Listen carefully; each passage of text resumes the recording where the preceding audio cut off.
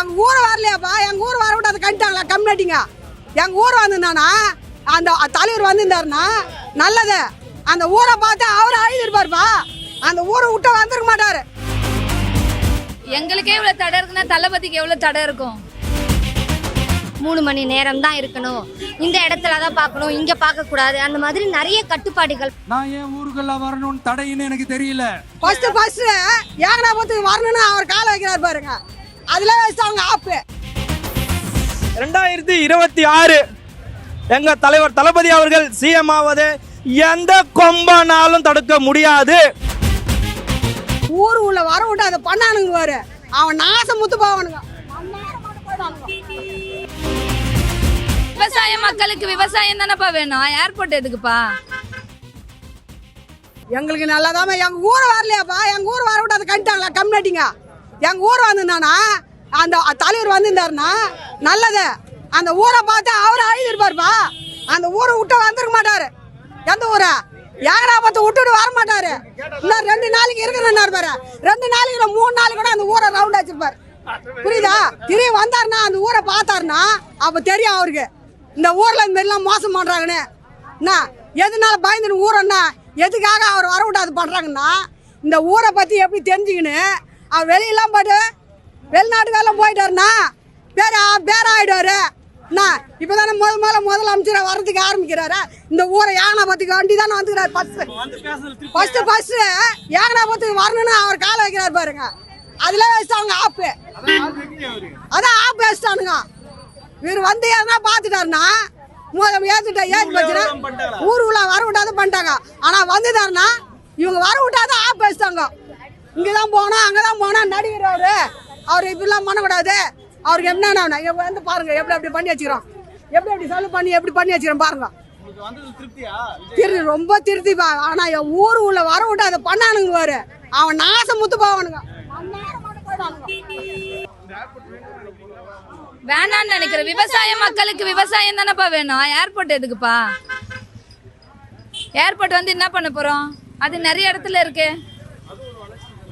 வளர்ச்சி ஓகேப்பா, கிராமத்துல அது வேண்டாம்ல. சென்னையில இருக்கு, சிட்டி இருக்கு, நிறைய இடம் இருக்கு. கிராமத்துல எதுக்கு?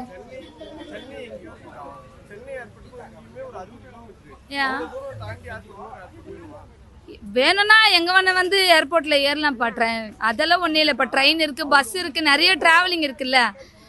ஏர்போர்ட் தானே வேணும். ஆமா, நியர்பைல போடலாம்ப்பா. சிட்டில நிறைய இடம் இருக்கு, அங்கேயும் நிறைய இடம் இருக்கு. கிராமத்துல வந்து விவசாய மக்களை வேதனைப்படுத்தக்கூடாதுல்ல. ஊருக்கு வரும்போதே அவருக்கு ஒரு தடை தான் இல்லைங்களா? மீதி பேர் இப்போ நார்மலா நமக்கு வந்து பேச்சுரிமை இருக்கு, எல்லா சுதந்திரங்களும் இருக்கு, நமக்கு ஆர்டிகல்ஸ் இருக்கு இல்லைங்களா? எல்லா சரத்துப்படி நம்ம வரலாம், பேசலாம், பார்க்கலாம். பட் வரும்போதே இவருக்கு என்னன்னா 3 மணி நேரம் தான் இருக்கணும், இந்த இடத்துல தான் பார்க்கணும், இங்க பார்க்க கூடாது, அந்த மாதிரி நிறைய கட்டுப்பாடுகள் வந்து விதிக்கப்பட்டிருக்கு. அதையும் தாண்டி மக்களுக்கு ஒரு நம்பிக்கை கொடுக்கும் வகையில கடைசி வரைக்கும் இப்போ 910 டேஸா அவங்க வந்து இந்த போராட்டம் பண்ணிட்டு இருக்காங்க. ஓகேங்களா? இதை மீறி பண்ணாலும் நான் இருக்கேன், எப்பயுமே சப்போர்ட்டா இருப்பேன் அப்படின்றதை வெளிப்படுத்தும் வகையில வந்து நம்ம அண்ணன் வந்து பேசியிருக்காரு. பரந்தூர் மக்களை ஆதரித்து தளபதி வந்தது எங்களுக்கெல்லாம் ரொம்ப சந்தோஷமா இருந்தது. ஏன்னா வந்து இங்கே வந்து நிறைய கிராமங்கள் வந்து கிராமங்களாக இருக்குது. இப்போ அரசாங்கத்துக்கு தேவையான எவ்வளோ இடங்கள் வந்து காலி இடமா இருக்கிற பட்சத்தில் அரசாங்கம் ஏன் இந்த இடத்த தேர்வு செய்யணும்? இந்த இடத்த தேர்வு செய்யாமல் அரசாங்கம் வேற ஏதாவது இடத்த தேர்வு செஞ்சு அந்த இடத்துல விமான நிலையம் கட்டிக்கிட்டோம். விமான நிலையத்தை நாங்கள் வேணான்னு எதிர்க்கலை. ஆனால் எங்கள் பரந்தூரில் எங்கள் கிராம மக்கள் வசிக்கிற இடத்துல அவங்கள வந்து அப்புறப்படுத்திட்டு பரந்தூர் விமான நிலையம் வர்றதை நாங்கள் எதிர்க்கிறோம். சந்தோஷமா இருக்கு. தமிழக வெற்றி தலைவர் சப்போர்ட்டா இருக்கிறதுனால எங்களுக்கு ரொம்ப சந்தோஷமா இருக்கு.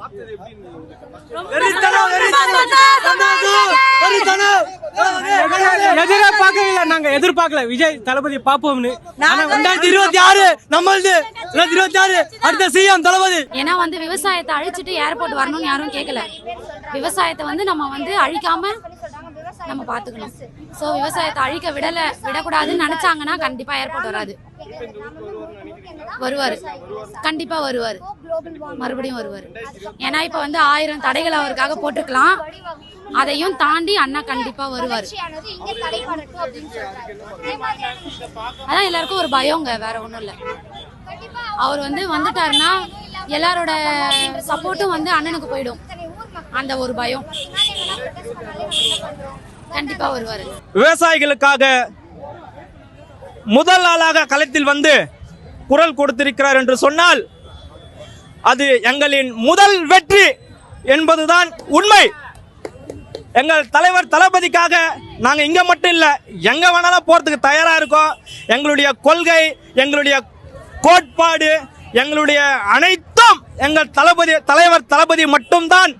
எங்கள் தலைவர் தளபதி அவர்களை தலைமை செயலகத்திலும் கோட்டையிலும் அமர வைப்பதே எங்களுடைய ஒரே இலக்கு, ஒரே குறிக்கோள், ஒரே நோக்கம்.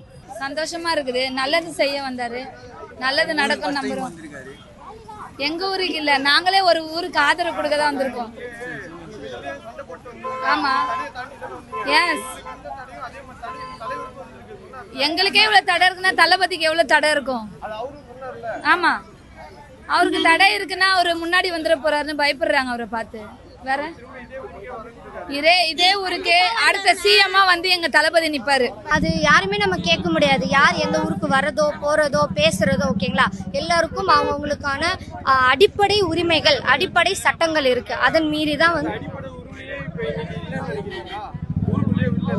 அடிப்படை உரிமை இல்லைன்னு சொல்லல. அதுதான் அவங்க வந்து அரசியல் நோக்கில் பார்த்தாங்கன்னா ஒரு சில விதிகள் கட்டுப்பாடுகளுக்கு உட்பட்டு நம்ம பேசணும்.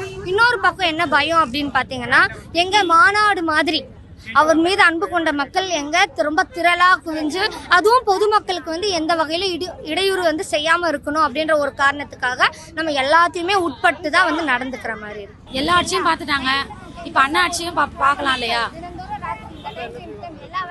கண்டிப்பா சொன்னதெல்லாம் செய்வார். பெரும்பாடுபட்டு எங்கள் தலைவர் தளபதி அவர்களை முதலமைச்சர் ஆக்குவோம் ஆக்குவோம் ஆக்குவோம் என்பதை இந்நேரத்தில் தெரிவித்துக் கொள்கின்றேன். இந்த துண்டு பார்த்தீங்கன்னா, நம்முடைய தலைவர் தளபதி அவர்கள் இன்று ஆர்ப்பாட்டத்தில் பேசும்பொழுது அவர் அணிவித்த துண்டு இதை நான் பெரும்பாடுபட்டு தலைவர் தளபதியிடம் கேட்டு வாங்கியுள்ளேன்.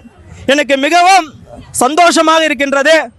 எங்கள் தலைவர் தளபதி எப்படி இந்த துண்டை கைத்தில் அணிந்தாரோ அதே போல எங்கள் தலைவர் தளபதியை துண்டை நான் அணிகிறேன் என்பது எனக்கு ரொம்ப சந்தோஷமா இருக்கு. 2026 எங்க தலைவர் தளபதி அவர்கள் சிஎம் ஆவது எந்த கொம்பனாலும் தடுக்க முடியாது என்பதை இந்நேரத்தில் நான் தெரிவித்துக் கொள்கின்றேன். ஏனென்றால் எங்கள் படை சாதாரண படை அல்ல. இந்த படையை வீழ்த்தலாம் என்று நீங்கள் கனவில் கூட நினைக்காதீர்கள். அப்படிப்பட்ட படை எங்கள் படை கிடையாது. எங்கள் படை அனைத்தும் எங்கள் உயிர், மூச்சு, நாடி, ரத்தம் அனைத்தும் தளபதிக்காகவே. நாங்கள் தளபதிக்காகவே உழைத்து கொண்டிருப்போம். என்னாலும் என் நேரத்திலும் எந்த காலத்திலும் தளபதிக்காக முழு மூச்சோடு முழு வீச்சோடு நாங்கள் உழைத்து கொண்டே இருப்போம். எங்கள் தலைவர் தளபதி அவர்களை தலைமை செயலகத்திலும் கோட்டையிலும் அமர்த்துவோம் என்று சொல்லி வாய்ப்பளித்த நம்முடைய நண்பர்கள், மீடியா நண்பர்களுக்கும் நம்முடைய கேமராமேன் அவர்களுக்கும் என்னுடைய வணக்கத்தையும் நன்றிகளையும் வாழ்த்தும் தெரிவித்து விடைபெறுகிறேன். நன்றி, வணக்கம்.